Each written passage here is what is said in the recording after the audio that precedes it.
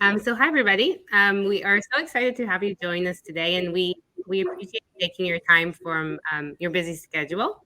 So I'm Raaz. I'll be moderating today's panel. I'm VP of Product Strategy at Wiz. I've started my security career over 10 years ago, the Israeli 8200th unit, and have been building security products since. I personally enjoy New Year resolutions. I love that point of time where you kind of think back what worked well this year for me, for my team. What do we need to change as we head into next year? So our goal for today's conversation would really be discussing how security leaders in the industry think of 2022 and where to focus going into their next year. We will have a 35 minutes panel discussion and then 10 minutes for live Q&A. You can send questions in the chat, and then we'll address them at the end of the time. And I'd like to really get started by I'll get started by introducing our amazing panel for today. So we have Emily Heath. So Emily is a cybersecurity executive with a lot of experience in leading Fortune 100 companies. Emily was CISO at United Airlines, then CISO at DocuSign, and is now sitting on the board of many cybersecurity startups, including our board. And we also have Mike Towers. So Mike is the CISO at Takeda. He has over 25 years in the security industry and also sits on the boards of multiple security companies. And last but not least, we have Chris Burrows. So Chris is CISO at Rocket Companies, which oversees over 13 companies, and also a multiple time CISO before that. So I want to thank our great panel for taking the time today. And with that, I'll get started with my first question. So, Mike, what would you say are some of your New Year's resolution for 2023, and what do you think will be your biggest focus area next year that you're starting to plan for? Yeah, thanks for the question, and thanks for the opportunity to participate. I think the way that I answer that succinctly is, you called me the CISO, which is fine, but I'm actually not the CISO anymore. I'm the Chief Digital Trust Officer, which is basically an elevation of the role. I know Emily's gone through this in the past with some of her companies, but it's basically a recognition that we are getting to the point in our industry, if not already, but we definitely will. I'm in biopharmaceuticals, so in some respects, a little bit behind other sectors. But we foresee a future where the reputational indicator for our industry will be just as much about how well we do data and digital, specifically with physicians and patients, as it may be for other things about the company. So we have to build up our practices to make sure that we, and our capabilities to make sure that we are trusted by patients, physicians, and other external entities. So that translates to us into three areas of focus for next year. One is digital engagement and how well we do that with patients and physicians. One is our massive scale of data collection that we do for both early stage drug discovery as well as outcomes data, and making sure that has integrity and it's protected. And last, but certainly not least, is an interesting new area about how we apply analytics and make sure we do it ethically. So we gather all this data, we're going to analyze it, but as you do AI, ML, and other elements of analytics, there's certain ethical questions that come into play. So broadly speaking, those are our three priority areas for 23. Thank you for that. Chris, what about you? We need a lot of advances this year with partnerships. And when I say partnerships, I mean internal partnerships. So we established a working group with general counsel, with our CRO, with technology, with data, with internal audit, and with InfoSec. And we meet twice a week, which is a huge commitment. We've been doing it for 8 months now, and we're really getting that visibility. And these are face-to-face meetings. So we're in the office, seeing each other, seeing the body language, understanding this is a team sport. And this isn't just InfoSec finding stuff and then putting it on reports. We can't do our job as in protecting our clients without the support of legal, without technology, without data management, without internal audits. So we're going to continue that, which we've proven that visibility and understanding and appreciation through their lenses has helped better protect our clients, which ultimately is what we're doing, all through a different lens. But now we've a common lens. So we're discussing and taking actions, documenting the things that we're going to do and the things that we're not going to do, realizing that there's a lot of Monday morning quarterbacks out there, and we want to make sure that we've made proper decisions to effectively manage risks across our organization. So this is more of a process, people function that we're working on, less about technology. We all know technology is great, and automating is the things to do, and predictive controls. But we found this year alone that just these human interactions and alignment has gone a long way. So we're going to continue to double down on those things. Yeah, thank you for that. Emily, you sit on both public and private boards, and you also work in venture capital, where you work with many companies. So what patterns are you seeing in budgeting for 2023 across those companies? Yeah, I see a little bit of a double-edged sword. I mean, obviously there is a lot of scrutiny going on, I think, with everybody's budgets right now. I think, the next 12, 18 months in this economy is going to be a tough time. And so everybody's being appropriately cautious, I would say. I think there's some realignment of cost happening across multiple companies. And probably the theme I would think about is that people are really focusing on the fundamentals of doing business, just from kind of a macro side of it. On the plus side, however, I hear from a lot of CISOs, and I speak to a lot of friends who are obviously going through this exact same issue now. And I hear a lot that budgets are staying flat. And I don't see that as a bad thing. In macroeconomic times, having a flat budget is not a bad thing. And for many organizations, while they are going through cost cutting, and I think security always have to look for ways to be more efficient, more effective, security budgets are really hard for people to cut, especially in public companies. Trying to explain to a board of directors why you are cutting a cybersecurity budget is not an easy sell to them. So I'm hearing a lot from CISOs that their budgets are staying flat, but they're really kind of trying to focus on getting more out of what they've got. So spending some time making sure that they're investing in the talent that they have.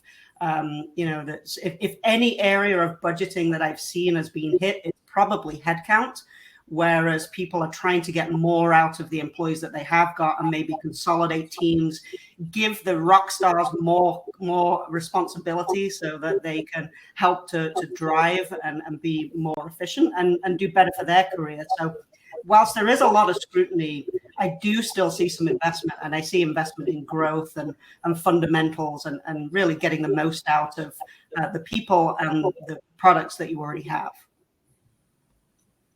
Interesting. I do wonder, when we think of planning, maybe I'll start again with you, Mike. How do you and your team approach planning for the next year? How do you decide what to prioritize? And I guess the important question in prioritization is always, how do you decide what kind of falls below the prioritization line? Yeah, this is, when as being a CISO not so long ago, I hung up my hat back in March, but this was the exercise we'd go through every year. I mean, the hardest part is often, what do you not do? And look at the things that go above and below the line. My number one mandate for my teams has always been, number one job is let's finish what we started. There are always carryover projects that go into the next year. We have to finish what we've started and get the most out of the capability that we're already paying for. I think in these economic times, it's even more important to go deep with your partners, as opposed to invest in fewer, but go really deep with them instead of peanut buttering across and buying lots and lots of solutions that you're really not getting the best value from. So for me, it's a lot about let's really truly finish what we started and make sure we're getting the most that we can. If we're not getting 80% out of the tools that we've already got, we should think very long and hard about whether or not we actually need them. So the finish what you started first, and then I think it's focusing on the things that really matter the most to your organization, the investments, especially now. You want to get the biggest bang for the buck. Where are you going to get the most impact from the investments that you have? So it's a combination of those things. And when you think about finishing what you started, oftentimes that can take you 6 months. And so the latter half of the year is when you're making more investments. And that allows you to actually get a little more creative with your financials. Interesting. Chris, what about you? How do you and your team approach planning? I would agree with Emily. Finish the job but understand what your objectives are. I'll keep referring back to that Monday morning quarterback, because you're going to be questioned, whether it's a regulator, your peer, your leader, or your team members, to say, well, we started this, we never finished it. We need to finish it to get the most use out of it. So I would agree that leveraging our current tech stack, your firewalls today do more than they could have done 3 years ago. Upgrade, get them to the point where you can leverage those capabilities. Leverage your team members. You're only as good as your team. Understanding and then giving them the authority, the approval, the training, the tooling to go get the job done. Providing that single North Star, which we did last year. We said, we're going to get to this measure, this number. Let's go get there. And showing them that they take the reins to go do it. So from that perspective, it's about empowerment. It's about leveraging the tools that you have, training the team members, and then understanding the threats that your business is facing. My threats may be different than Mike's. Truly, the way we're doing our work, the way our customers interact, the way our team members interact, the technologies that we're using, our business planning. So our controls aren't going to be the same. Our maturity levels probably shouldn't be the same. It depends on what our business is driving toward. Yeah, thank you both. Mike, how do you and your team prioritize and decide what's above and below the cut for next year? Yeah, it's a really, really easy question with a tough answer, like Emily said, and everything that Emily and Chris said, I completely agree with. And there's a lot of commonality and techniques, regardless of the industry. But first and foremost, our planning starts with a really, really robust and insightful discussion with the business units on what their goals are for the year, because my number one priority is to make sure the business can run sustainably and reliably. And that obviously builds into all the stuff behind the scenes that we work on to protect data, to make sure that our systems are up and running, et cetera. But in many respects, the trust organization, the security organization, is a reflection of the business, because however the business is running, we have a responsibility to protect it. And in our industry, there's a lot of variability in that. So if the business is shrinking, we can shrink our control landscape. If the business is growing, we have to grow it. So I think to get a little bit of specifics, I think broadly speaking, the trend we're seeing, and we're not going to obviously have time to get into any of the details, but we foresee a future as we become much more externally focused. And when I say externally focused, I mean, again, as I said before, doing a lot more direct data and digital engagement with the external world, patients, physicians, plasma donors in our case.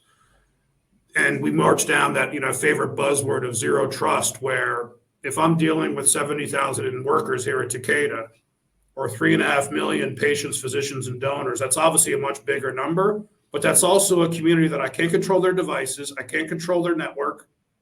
So the whole concept of zero trust becomes much important. What does that mean from a deprioritization perspective? And of course, this will take time. This will never happen overnight. But the stuff that we've all been living and breathing and expecting to run on things like desktops, standard platforms, they start to, we have to start deprioritizing them. Of course, the basics are important. But can I depend on a DLP agent on every machine if it's all BYO? Can I depend on a common EDR solution if we're BYO?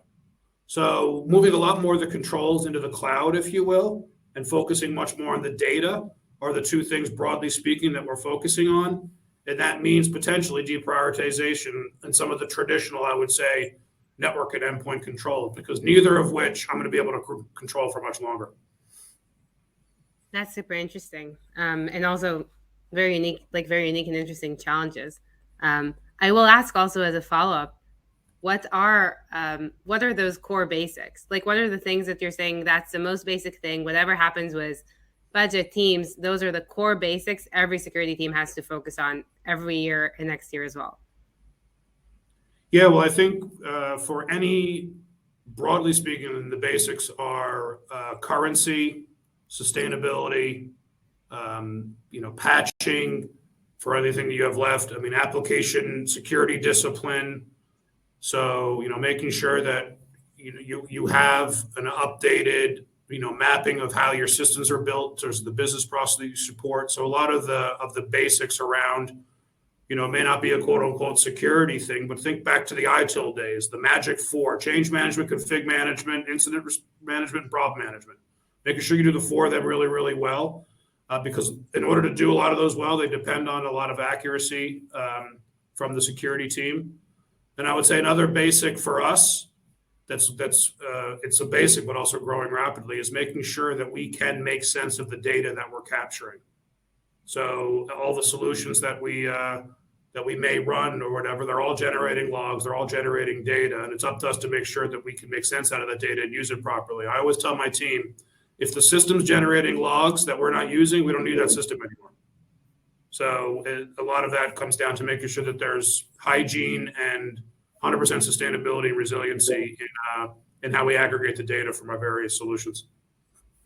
Interesting. Chris, with you, how do you think of like things that are your core basics for your team next year, every year? Yeah, similar to, the basics is understanding how your systems are designed. Typically in a complex organization, you have bits and pieces known by bits and pieces of people. And unless it's documented, it's hard to troubleshoot, it's hard to log, it's hard to do incident response.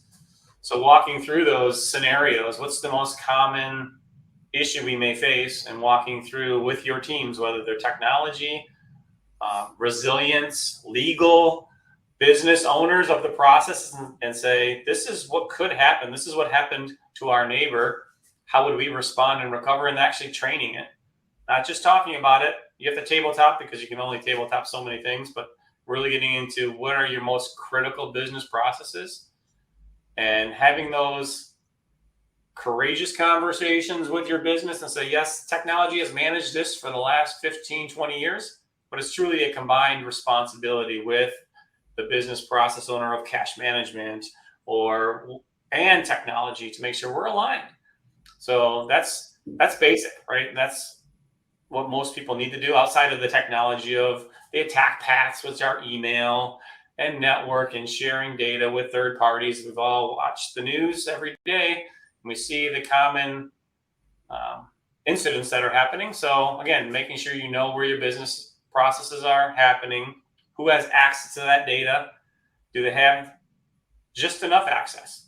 So access management, it sounds easy and it's 2 words, but it's pretty hard to do when you have thousands of systems and new partners and biz dev and cloud and on-prem and all these places that if you have a new team and you have a new business, it's different. So making sure it's documented. So when you onboard new team members, they understand how cash flows, understand how the dependencies between a system and another system and the implications of making a change, even though it's a small change, as Mike said, change management. You make a small change, it could take down one system, it could take down 1,000. So understanding that and aligning, making sure we have that visibility. So those are the things that we are really focusing on from a basics perspective. Thank you, Chris. Emily, looking into the future, what emerging trends do you see for the security landscape in 2023? And where do you see companies prioritizing their money? Gosh, there's so many trends, and I think we probably all keep up on all of the reports and publications that come out around these things all year long. But there's a couple of things that really strike me, and I look at this both from an internal operator practitioner perspective, and also what I see with some of the startup community and the venture capital community.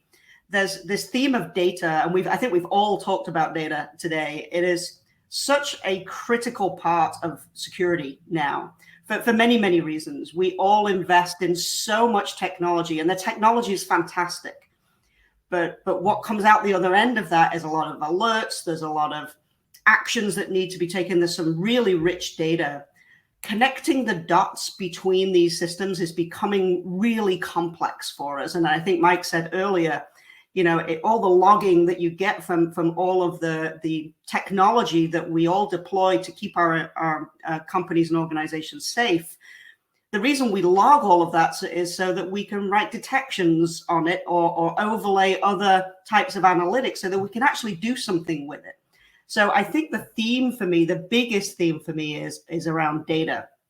And I think more and more we're now seeing security organizations having their own data organizations and having their own data teams. And it's because there's lots of boutique solutions for lots of different things, and we all want those. And I think, I've read lots of articles over the last 12 months about the consolidation of security tools.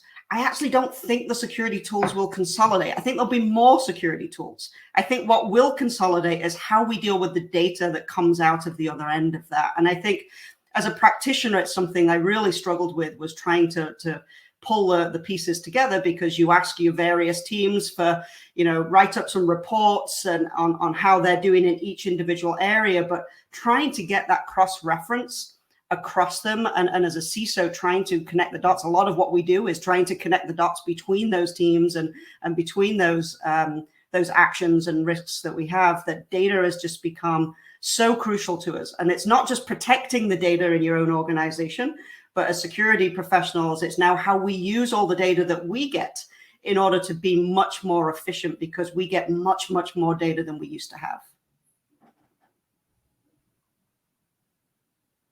Oh, you're on mute, Raaz. Sorry. Always the classical. So thank you so much, Emily. Chris, how are you thinking as a follow-up to that? What trends are you seeing for next year in the security landscape? One of the biggest trends I see is the legal ramifications and the new requirements. And I really, really appreciate that we're being held liable and by law need to do certain things. It helps drive the story, but also they're vague. And there's lots of interpretation, whether it's a MFA solution or if it's an email requirement. There's work to be done, but also there's a lot of interpretation. And just like any service, it depends on the person that's servicing you or auditing you. So I see a lot of work to be done in that space to make sure we understand our obligations from the law. We've interpreted them. We've discussed them internally, what that means. And then we put in the right controls to make sure that we satisfy what the law is telling us, whether it's a state or federal or international, if that's the case. So I think there's going to be a lot more visibility from senior leaders in that space when it comes to, yes, we want to do the right thing. Yes, what is the law also telling us to do? And usually they align, but it's with the interpretation of the words. So that's going to be a big focus for all of us, whether you're in fintech, healthcare, depending on the industry. I think how we interpret those laws, the impact it's going to have on not only us as CISOs, but also our senior and our board members on what the obligations are, and making sure that we're aligned and prepared to go do it. So that's the big thing coming. I think, again, I agree with Emily. I don't think there's going to be less tools. I think there's going to be more tools, because now there's browser tools and now there's mobile tools, and you name it, there's going to be a tool. But are we going to get that value out of those many, many tools? And how do you consolidate all that information? Right now, we're taking all the data, whether it's a software development indicator or if it's a NIST indicator from an assessment perspective, internal audit. I think the challenge really that we're doing now is aligning the message between internal audit, IT, risk, regulators, and then so we can best prepare our boards to make good decisions. If internal audit rates at a high, I rate it a medium, and risk rates at a low, how can our CEO or COO or board make a decision? We need to align on what that means for our organization. So getting that internal, I talked about earlier in the conversation, getting that alignment across all those teams to best make business decisions. That's going to be the challenge. And it's proving worthwhile, but I think it's going to continue through all the industries to make sure that we're aligned on making best business decisions based on the various lenses and angles that we see. Thank you. Mike, I have a hard question for you. Are there certain projects or technologies even that you are planning on scaling back next year? Things you've done and you're going to stop doing? Oh, I got the hard one, huh? Uh, no, I think it's something. Actually, this is a challenge for anybody, but it's tough in a company of our size and our complexity to stop anything quickly. But there are certain areas where we are definitely going to pump the brakes and maybe say not even. Of course, certain controls and certain solutions will have to persist and run for a bit, but maybe, for example, we stop investing in enhancing them or putting a lot of new capability in them because the risk profile is changing. So, if I think about specifically where investment or work may be stopping, that's tough to say. But will there be, like Emily mentioned before, flat budget? Will there be certain parts of the stack where we don't expect more cost or more capability? I mean, absolutely. I mentioned DLP before. So DLP, I've been running it for 15 years. It saved my team and has caught some great things in the past. But why would I put on a DLP agent on a laptop to stop USB writes when 94% of the people that use certain systems come through a mobile phone? Just as an example. So a lot of this is a little bit of a common sense element in terms of what your risk landscape is. Or if I'm rolling out an application that 800,000 cancer patients are going to use to get through oncology or to get through chemotherapy, what good's a DLP agent going to do for me? So so broadly speaking, there are certain elements as the ecosystem grows where your decisions need to be different, and you need to potentially reallocate that solution or that investment to other areas. I've known Emily for a while. We serve on a board or two together, and I promise you we didn't rehearse this, but the key here is data. The absolute key here is data and making sure that you can make sense of the data that you're capturing. So anything that captures data and sends you data, making sense out of that, building a picture of normalcy and having indicators of abnormality, that's where we're moving to. So there's certain point solutions that, of course, we'll still need, but I would invest heavily in the data side and start to scale back on the others, is broadly speaking where we're moving. Thank you for that. Emily, and a hard one for you as well. What's your unique perspective, right? Having been CISO at Fortune 100 companies and now serving on boards, what advice can you share that has been helpful for you on how can CISOs get the most out of their dollars? Like we all agree, I think next year is about doing more with less or the same. Yeah, no, I love this question. The reason is I've had a broad and vast CISO career, but I've also run IT finance teams many times that have had hundreds of millions of dollars worth of budget to manage in multiple cost centers. So my teams became very proficient during downturn times to think about how can we get the most out of the dollars that we've got. So there's a few things I would say. From a purely financial perspective, work with your finance counterparts. And lots of times, years ago, we used to talk a lot about capital expense, about CapEx and OpEx, and mostly now it's all OpEx because everybody's moved to the cloud. However, that doesn't mean to say that you can't capitalize the labor that it takes in order to implement some of the OpEx spend that you have. So you can find dollars in some of that, so that you can definitely work with your finance teams and see if there's some dollars there that you can capitalize, which means you can stretch the cost over a greater period of time. The second one I would say is, again, practical financial aspects, is look for the opportunities in your budget to look at the rounding. If you've got a 0.4 million, then it's going to round down. If you've got a 0.6, it might round up. Look for the rounding opportunities to consolidate budget, and you will find dollars in there that will just disappear if you don't look at the details of your budget. And then a shout out to the startup community here. The third one I would say is, long gone are the days where we didn't engage with startups because, gosh, they have to be a mature solution and all those things. Life just doesn't work that way anymore. I've had great successes working with startups. When I've had a very real problem, it is much more cost effective for me to work with an early stage startup that costs me a fraction of me throwing 3 engineers at a problem to try and go build something internally. It probably cost me $1 million to do that if I was to do it internally. Whereas the fraction of the cost that it takes for me to work with an early stage startup who are hungry to solve your problem for you, and see them as an extension of you. I see these startups as being such massive innovators and can be game-changing for me.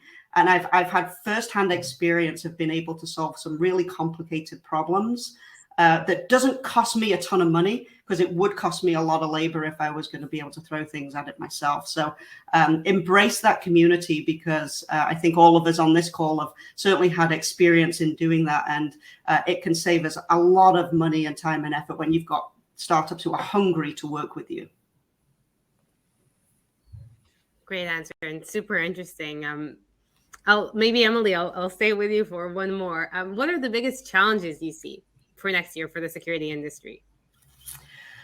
Oh gosh, apart from the usual supply chain type attacks and those kinds of things and ransomware and the things that we all kind of know about, I think the biggest challenge and the shift I've seen over the years that we're still catching up on is the cloud. The emergence of the cloud and SaaS environment has just changed the way we work. Things that used to be acceptable to us are no longer acceptable to us, or shouldn't be. So I'll take vulnerabilities as a great example.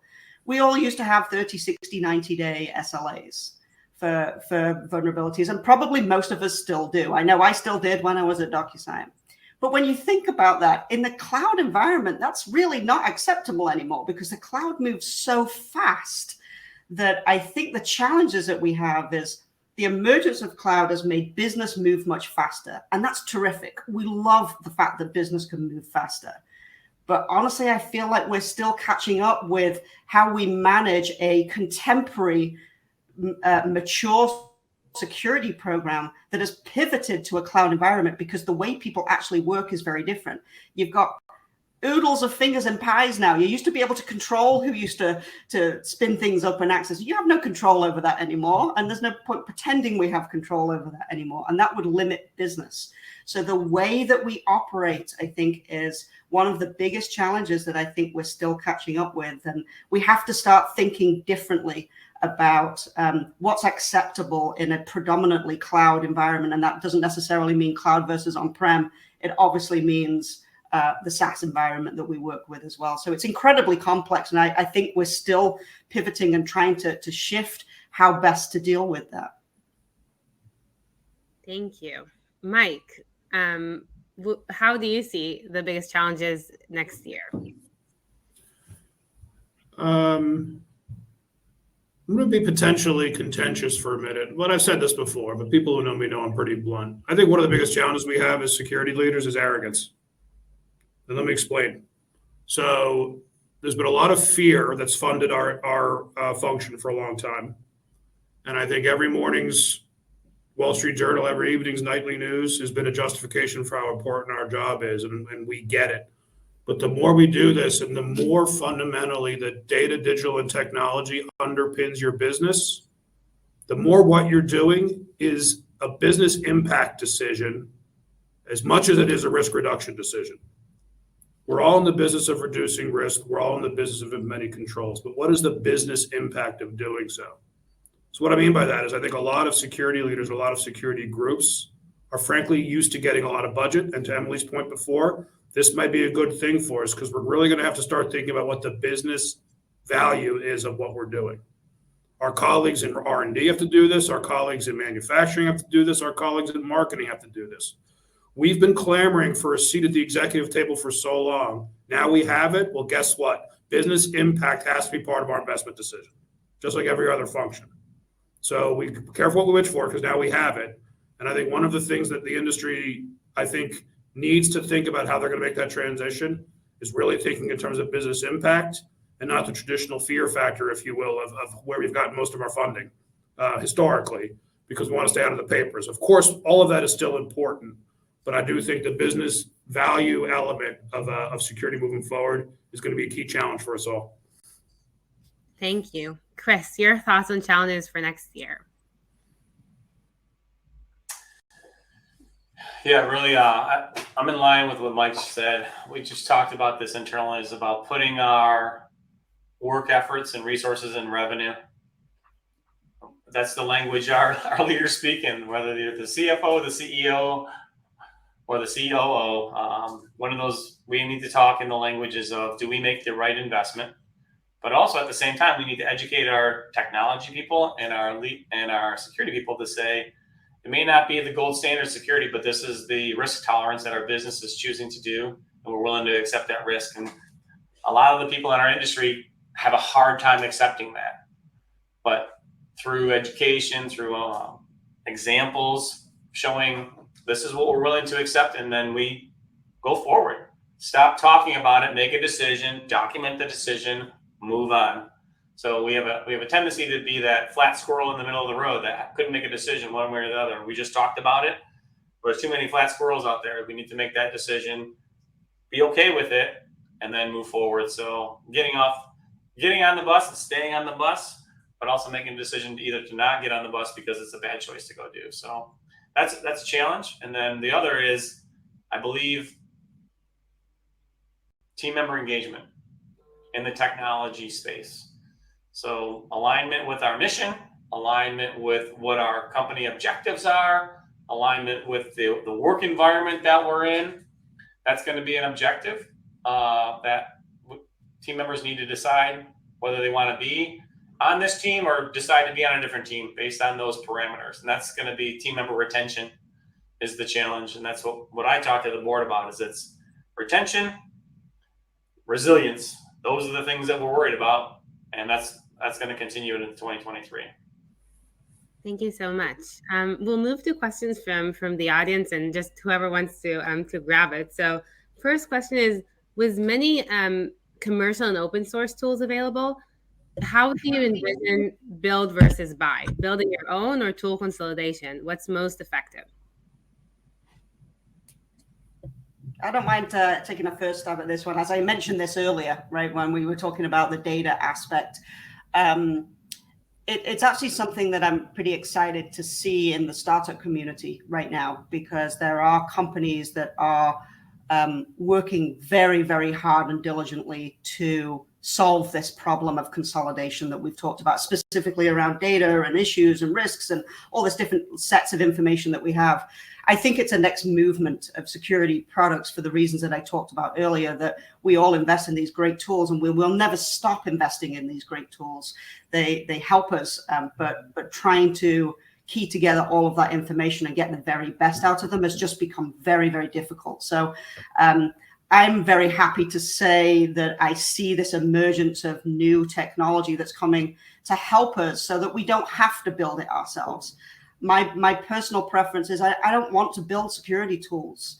I want to be able to partner with people who can do that for me, and in a kind of best of breed type manner. It's such a varied field that we work in. You're never going to have one solution fits all. There's always ways to build certain aspects yourself, but I would rather my teams be focused on the outputs of what we get from the technology we invest in, and actually keeping the organization safe. And so my personal preference is to buy. The problem we've had in the past is we haven't had those tools. So we've had to have teams that we have spent millions of dollars on to go and consolidate and build a database to pull in all these different data feeds so that we can make use of it. But my preference is not to do that. I don't want to do that. We haven't had the option before, but I've definitely seen an emergence, certainly in the startup community right now, some fantastic companies who are solving this problem. I would agree, Emily. I just had this conversation last week with the team. We don't need to build a multi-factor authentication process. There's plenty out there that we can leverage. That way we don't need to maintain the code, look for vulnerabilities, let them do the great multi-factor work that they do. We can leverage the outcomes of those tools. We're here to provide a great client experience for the fintech market. That's our job. It's not to create a multi-factor tool that there's probably 10 that we could utilize. I agree, 100%. Yeah, as do I. Oh, perfect. Mike, the next question is actually for you. You mentioned that DLP and EDR are something that you will slowly not be able to control. How do you plan to mitigate the risk that produces? Yeah, and as I said before, I mean, please understand this is not going to be something that happens quickly, but we're starting to look at, for example, removing the risk, I would say, vector that potentially these controls help protect against. So, for example, advanced malware spreading from machine to machine can't happen if the machines can't talk to each other. Just as an example. So get them off the network, get them out of your domains.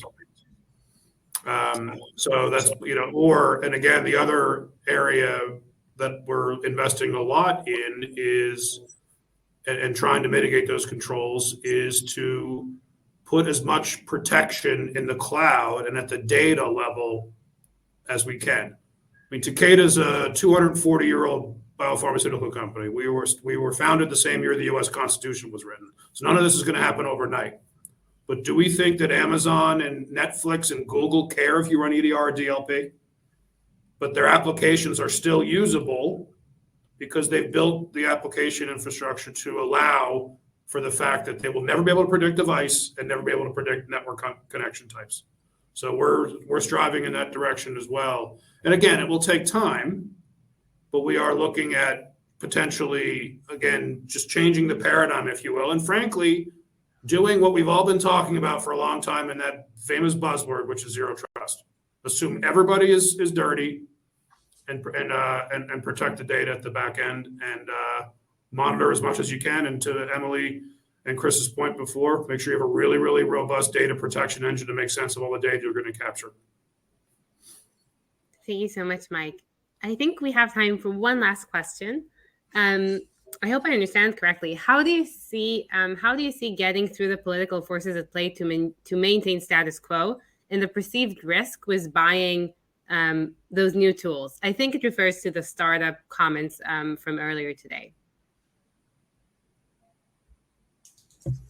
Yeah, I certainly don't mind taking this one, and I can give you kind of my own personal experiences with this. I've always had the approach of setting a small portion of my budget aside for innovation, right? And that innovation budget doesn't have to be a huge amount of money, but an amount of money that we can use internally, because not innovating is not the answer, right? We can't just keep doing the same things. Not innovating cannot be the answer. So I've always had a small portion of my budget that I've set aside for innovation. Some of that innovation has been spent on internal things that we've done. Other parts of that has been set with introducing startups into the equation. And I think it's about being transparent about what you're doing and the reasons why you're doing it. And if you can explain it in a way as it's very practical to me. And like I say, from a financial perspective, it's super practical because it's a lot cheaper for me to do that than spend millions of dollars throwing talent and resources that I don't have because I need them on other things. So the way that I've been able to operationalize how to continue to innovate is by putting aside a small amount of time and budget and effort from the teams so that they can continue to look at new tools. I know lots of CISOs who have innovation showcases where they bring in startups to do presentations, and they'll maybe choose one or two of them to partner with that year. They maybe look at 10 or 12, but they'll maybe choose one or two to partner with. In the early stages, it's such a great opportunity to get that resource and also not pay over the odds. And when you do partner early, you get those benefits for a much longer period of time. So that's a way I've tended to do it in the past. Thank you so much. We are exactly at time. I want to say thank you so much to our amazing panel for taking the time to talking to us today. And thank you everybody for listening and taking time from your day. Thank you everybody, and happy early new year. Happy holidays. Happy holidays, everybody.